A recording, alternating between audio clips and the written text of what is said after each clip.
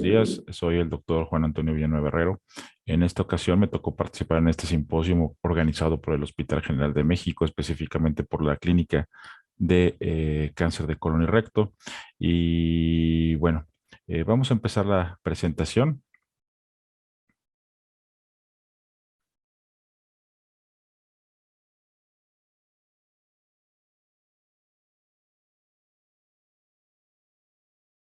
El tema que voy a tocar el día de hoy es un tema muy importante para mí, ya que los avances, como podemos ver en la técnica quirúrgica, en la quimioradioterapia, han sido importantes, lo cual ha mejorado la sobrevida de nuestros pacientes y por lo mismo que tenemos unos pacientes con más tiempo posteriores a la cirugía, en los cuales se afectan algunos otros factores como es la edad, la alimentación, síndrome de intestino irritable, en fin, quedan con un síndrome que se llama síndrome de incontinencia fecal post cirugía rectal, o mejor conocido como el síndrome de resección anterior baja.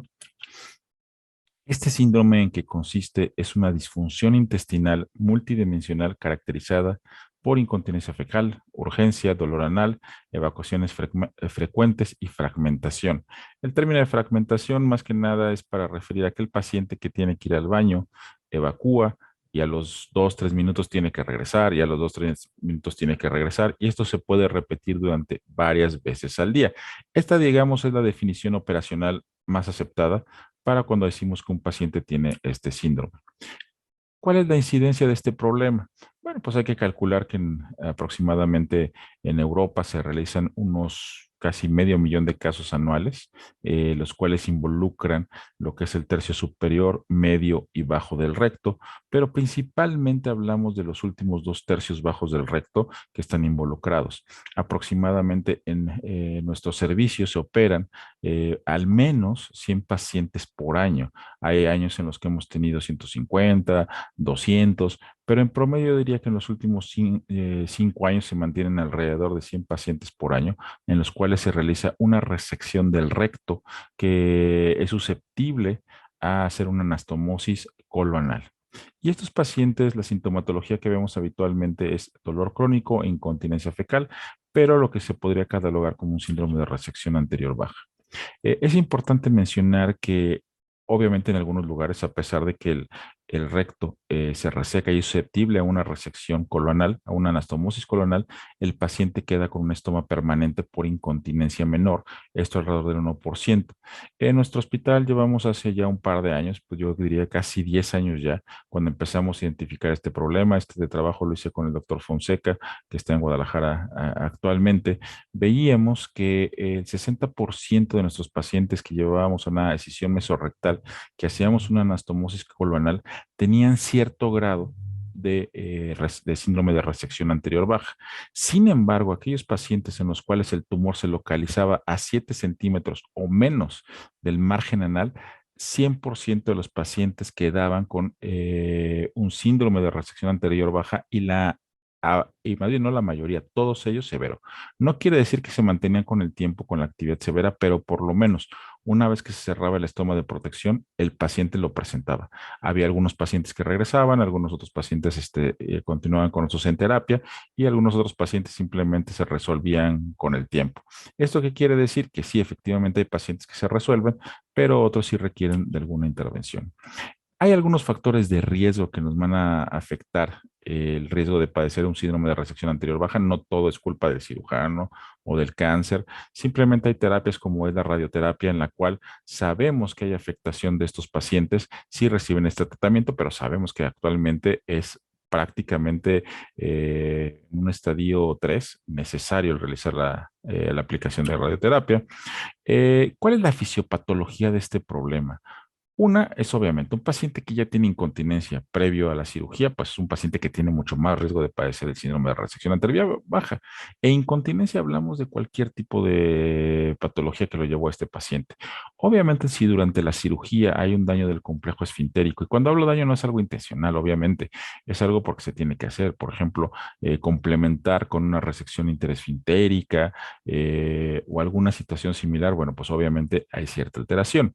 No quiere decir que que porque el paciente le tenga un daño parcial o incluso total del esfínter, el paciente va a quedar incontinente, así como vamos a ver ahorita más adelante. El tipo de anastomosis, si se hace una anastomosis colonal directa, si se hace un pouch de colon, si se hace una coloplastia transversa, también influye que este paciente pudiera tener mejores o peores resultados. La motilidad colónica y del neorrecto. Hablamos que el recto que se va a anastomosar al ano no es realmente recto, es parte de lo que es el transverso o normalmente el colon descendente. En este caso, si tenemos un paciente que tiene una motilidad colónica alterada, caracterizado, por ejemplo, que el paciente tenía un síndrome de intestino irritable y lo anastomosamos, es muy probable que el paciente, aparte de todo el proceso de la cirugía, pues obviamente tiene factores agregados que le van a hacer que este paciente padezca un síndrome de resección anterior baja. Ya hablamos de la neoadyuvancia. Y por otro lado, aunque parece que podría ayudar el estreñimiento. Esto no es raro que nuestros pacientes que padecían estreñimiento previo a la cirugía queden con síndrome de resección anterior baja. Entonces, nosotros, independientemente que se haga el cáncer, una vez que empezamos a tratar el síndrome, bueno, nos vamos a la historia del paciente de cómo eran sus hábitos intestinales antes de operarse, pérdida de coordinación rectoanal, hablamos aquí de una disinergia defecatoria, también lo preguntamos, alteraciones de la sensibilidad, hay pacientes que, bueno, ya tenían antes de la cirugía falta de percepción, eran estreñidos, en fin, se tenían que poner enemas para evacuar, entonces todo esto viene finalmente alterado. Como decíamos, parte de la fisiopatología, bueno, se habla de que como cirujanos, ¿en qué influimos? Bueno, que hay durante la cirugía hay una denervación del colon descendente, como hablábamos, pues, una anastomosis del colon descendente hacia el ano. Entonces, bueno, esto al estar denervado va a haber un aumento de contracciones y un aumento de motilidad por esta denervación. Finalmente, nosotros, pues, casi la práctica habitual es hacer una ligadura alta de la arteria mesentérica inferior. Esto de los pouch, bueno, sabemos que ambas cirugías donde actúan más es en interrumpir estas fuertes contracciones, pero con el tiempo se va perdiendo este efecto. Hasta un 90% de los pacientes posterior a la resección hay un cambio evacuatorio. ¿Esto qué quiere decir? Que aunque el paciente era estreñido, se puede volver incontinente y con diarrea, y los pacientes que tenían diarrea se pueden volver estreñidos. O sea, no es un parámetro totalmente absoluto de que si tiene diarrea va a quedar con diarrea o si tiene estreñimiento, pero bueno, ya podemos ir conociendo cómo es el hábito. Ahora, esto no tiene que ser totalmente así de radical de estreñimiento, se van a diarrea. No, o sea, puede ser que de un paciente que tenía una evacuación Bristol 5, 4, se vuelve una 3, vamos a pensar 2 de repente, ¿no? Hay que tener claro que esto puede ser por cambios incluso de la alimentación del paciente. Previamente se consideraban como síntomas transitorios y esto es para mí fue y sigue siendo algo que el paciente en algún momento me refiere, ¿no? De, bueno, ya me operaron del cáncer y me dijeron que salió todo bien, ya esto de estar incontinente, con evacuaciones fragmentadas, en fin, pues ni modo, ¿no? Prefiero estar en esa situación y no padecer cáncer. Entonces, pues así es la vida y así me quedo. El paciente de México lo tolera bastante con buena filosofía. Sobre todo hablo de institución pública, en ambiente privado sí es muy diferente, hay pacientes que sí exigen un poco más de que no quieren que tengan incontinencia, pero de nada, ¿no? ¿Por qué? Porque sus características son trabajo, entorno social puede ser bastante más demandante en ese sentido. Y la realidad es que sí, la mayoría se resuelve con el tiempo, pero tú no le vas a decir a un paciente recién operado, ¿qué crees? Espérate un año y vemos cómo sigues, ¿no? Nosotros sí, una vez que se cierre el estoma de protección, tratamos de hacer intervención temprana si el paciente lo pide. También si el paciente en algún momento, yo antes decía, bueno, es que tenemos 100, 120 pacientes operados al año, pues ¿dónde están, no? O sea, los que realmente decimos una resección, una decisión mesorrectal y decíamos, bueno, pues o sea, tenemos tan buen éxito en la cirugía que no se nos presentan. No necesariamente, sí un porcentaje no es tan severo el síndrome, algunos, a pesar de que vienen una o dos consultas, dicen, no, doctor, yo así me quedo y ya me aguanto y a veces se me resuelve y a veces ya no regresan, ya no sabemos qué pasa con ellos, pero hay otros que sí exigen más. Entonces, hay síntomas finalmente que con el tiempo se van a presentar más sintomáticamente, a pesar de que la cirugía ya tiene más de 10 años. Tenemos pacientes con más de 10, 12 años operados que pasa lo contrario, quizá los primeros años lo toleraron bastante bien la incontinencia fecal, algunas otras molestias, y después de 10 a 12 años, cuando ya hay cambios hormonales, por ejemplo, en la mujer, o por alguna otra situación, deciden ahora sí empezar a tratar después de un tiempo ya prolongado de la cirugía. La diarrea es el síntoma más asociado, por eso les decía, estos pacientes a veces no es solo el que no tengan daño esfintérico, ahorita me voy a los estudios de manometría, pero un síntoma muy importante es la diarrea. Entonces, estos pacientes hay también que controlar este problema y lo que decíamos que el estreñimiento es parte de la síndrome de resección anterior bajo y generalmente el puntaje no lo toma. ¿Cuáles son los resultados finalmente? ¿No? Este es un estudio ya de prácticamente 30 años y vemos muy similar nuestra gráfica actualmente, ¿no? La continencia es normal en el 50%. En esas épocas hablábamos de quizá una subutilización de la radioterapia. Estos pacientes prácticamente son totalmente quirúrgicos, pero ya veíamos que las fugas eran frecuentes. El 74% de los pacientes están satisfechos, es lo que les decía. El paciente habitualmente no se queja después de una cirugía de cáncer de cómo quedó la continencia, porque dice, ya, si me dijeron que estuve bien, gracias a Dios, ya sí me quedo y ya después vemos cómo me adapto a lo demás. Aquí hablamos de calidad de vida. Realmente, ¿cuál es el punto del síndrome de resección anterior baja, donde se afecta a la salud? ¿Se le va a volver a hacer cáncer? Pues no. Realmente el problema es la calidad de vida de los pacientes. Este estudio que se hizo ya prácticamente hace 30 años, 20 años, quiero ser muy enfático, ¿no? El paciente que tiene un estoma tiene que ir a una clínica de estomas, tiene que ir con un psicólogo especialista en atender pacientes de estomas para poder mejorar su calidad de vida. Si al paciente le ponemos un estoma y lo mandamos a su casa, pues obviamente su vida puede ser totalmente terrible, ¿no? Entonces, ya cuando comparamos en pacientes que no tienen este soporte o este apoyo de una clínica de estomas contra eh, hacer una preservación de esfínter, pues vemos que pues, definitivamente tienen mucho peor calidad de vida. Y estas alteraciones persisten en el tiempo, ¿no? Y aquí hay un punto importante, ¿no? Que el puntaje o el síndrome de Lars mejora con el tiempo del estoma, la calidad de vida por el estoma aparentemente no, cuando el paciente no va a su clínica de estomas. Y que bueno, se hablaba en estas épocas de que definitivamente los pacientes que se reconectaban tenían una mejor calidad de vida. Esto puede ser en un medio. Esto es lo que a veces nosotros vemos: cinturones, bolsas improvisadas, equipos de colostomía improvisados. Este es un paciente que finalmente tiene estoma y pues, no le alcanzaba para las placas de Hollister ni de alguna otra marca. Entonces, él inventó su cinturón, su forma de adaptar las bolsas. Y esto finalmente también, obviamente, es porque el paciente no tiene una buena asesoría o incluso el factor económico. Entonces, también hay que tomar en cuenta esto, ¿no? No necesariamente, como les digo, tiene que ver todo con calidad de vida, sino también con factores económicos.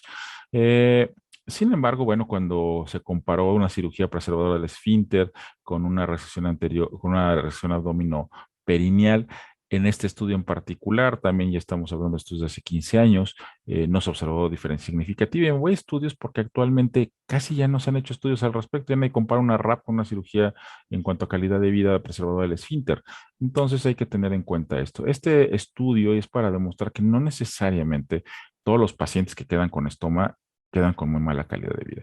Esto lo hicimos en pacientes de nuestro hospital y pues obviamente vemos que la principal causa de estomas fueron el cáncer.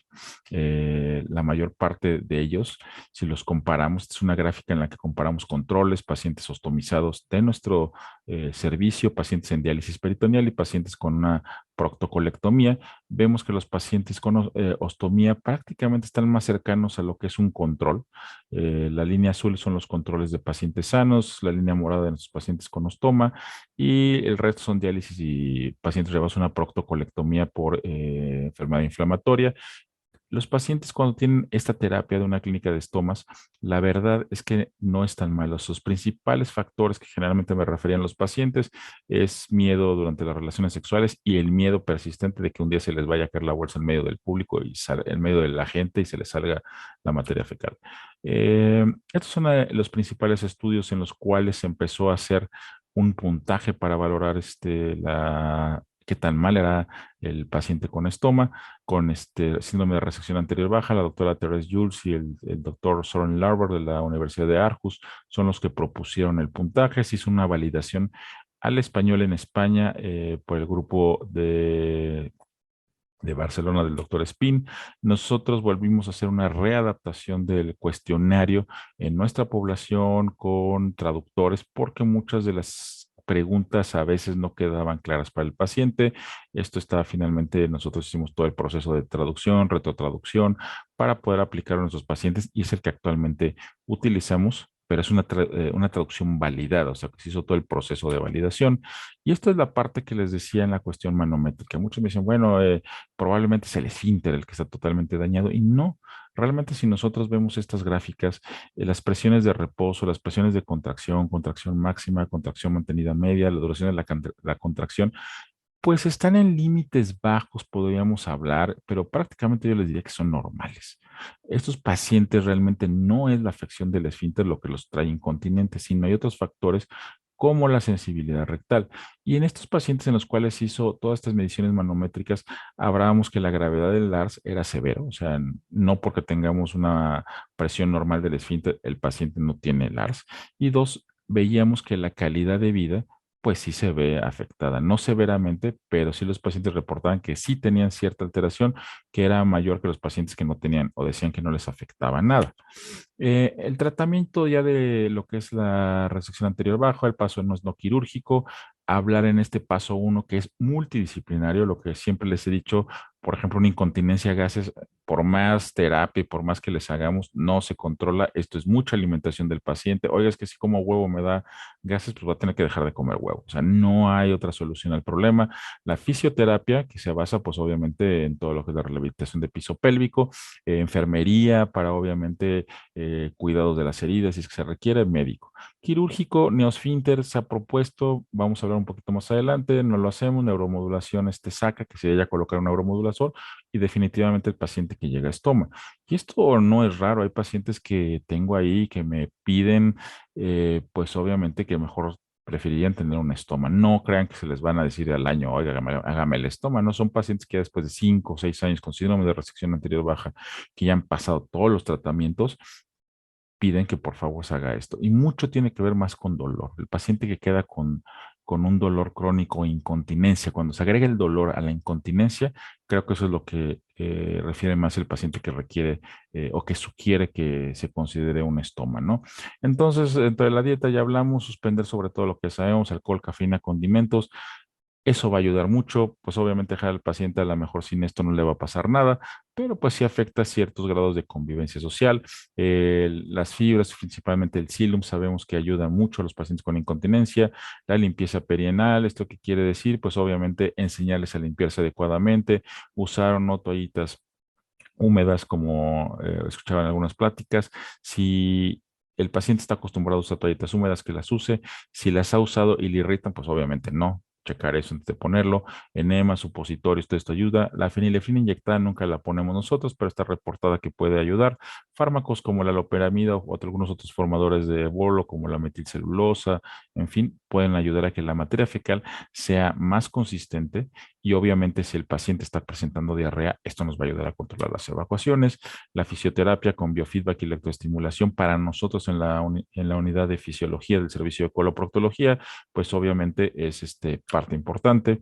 Eh, entonces, bueno, son varias vías por las cuales aplicamos el biofeedback. La neuromodulación periférica la utilizamos, o sea, no nada más es el biofeedback intranal y al apretar y todo esto, sino aprovechamos mucho lo que es la neuromodulación tibial. Y esto quiero aclararlo que no es algo que sea reciente o alguna cosa que nosotros estemos inventando, no, esto ya hay reportes perfectamente demostrados desde los años 80 que se hacía y en fin hay publicaciones del doctor Shafik que realmente la neuromoción periférica de la incontinencia fecal en pacientes operados de cáncer o de cualquier tipo es una realidad. Y esto lo digo porque todavía hay muchos colegas de la especialidad que creen que esto es magia. O sea, es que esto es como magia. No, no, no es magia. O sea, sí hay una evidencia científica que funciona y apoya el por qué lo hacemos. Estos nada más son un par de estudios de los primeros que se hicieron para demostrar que la neuromodulación tibial funciona en pacientes que tienen cualquier alteración de continencia por cualquier motivo. Algunos más estudios se los dejo aquí por si los quieren consultar. Creo que son los más importantes en demostrar la utilidad de la neuroestimulación. E incluso esta neuroestimulación se puede aplicar de manera en casa. Esto nada más es para un artículo que para mí es una piedra angular cuando queremos tratar a un paciente en casa. Se hace una electroestimulación tibial bilateral y se manda al paciente con un electroestimulador en casa. Muy importante cómo la ponemos nosotros la terapéutica. Nosotros nada más la ponemos en el consultorio de manera unilateral, pero bueno, el paciente se puede ir como en la imagen de los dos lados. Es importante mencionar que la electroestimulación no es TENS, o sea, no es comprar un aparato TENS y ponérselo al paciente y darle ahí toques, ¿no? O sea, esa es la magia, ¿no? Si funciona, pues sí, realmente es un milagro y no algo sustentado. Aunque hay evidencia de que el TENS puede funcionar, hay que conocer las diferentes corrientes eléctricas que existen y qué es lo que queremos hacer. Eso es muy importante. O sea, no es nada más picarle al botoncito y mandar la corriente, ¿no? Esto es, digamos, algunas de las terapias que se pueden aplicar en casa. Esto porque no todos tienen acceso a los equipos que tenemos en el servicio de coloproctología y pues obviamente estas son algunas alternativas que les dejo como receta de cocina por si tienen algún paciente y no tienen acceso. Así es como está el protocolo de San Marcos para estimular. Y y aquí nada más para demostrar que el síndrome de resección anterior baja, tratado con estimulación tibial, esta es una contracción normal, una electromiografía perineal, y vemos cómo la estimulación tibial sí efectivamente hay reclutamiento de los músculos a nivel perianal, a pesar de la lejanía de los aparatos y de que se tenga esta idea de que no está llegando nada de corriente. Sí hay cierta afectación a nivel de los músculos del perineo y del ano. El dolor anorrectal funcional, como les dije, se puede presentar en nuestros pacientes más frecuente. Se puede decir que puede ser un síndrome de elevador asociado a la cirugía o posterior a la cirugía, proctalgia fugas, neuralgia del pudendo por atrapamiento, coxigodinia. Es muy difícil llegar a cuál es el diagnóstico exacto, pero el dolor también se trata con electroestimulación. Entonces, como conclusión del problema, hay que valorar la gravedad primero del síndrome de resección anterior baja y su calidad de vida. Si el paciente no le afecta, pues yo les diría, no le hacemos nada. Si no se siente mal, no le hacemos nada. Pero siempre estar atentos a que estos pacientes no se van a quejar, porque habitualmente siempre tienen la idea de, pues me operaron del cáncer y eso es lo importante para mí. Cuando llegan a pedir ayuda, yo creo que se debe tratar de acuerdo a los síntomas. Lo que les comentaba, si llega el paciente con diarrea, pues tratar la diarrea. Si llega el paciente con fragmentación, con digitación, alguna otra cosa, enfocarnos a eso. Y eso finalmente hace que la medicina personalizada sea necesaria en este tipo de pacientes. Muchas gracias por su atención. Esto sería todo de mi participación el día de hoy. Agradezco al doctor Billy Jiménez por haberme invitado a este tema que, la verdad, es un tema que para mí se me hace sumamente importante. Gracias.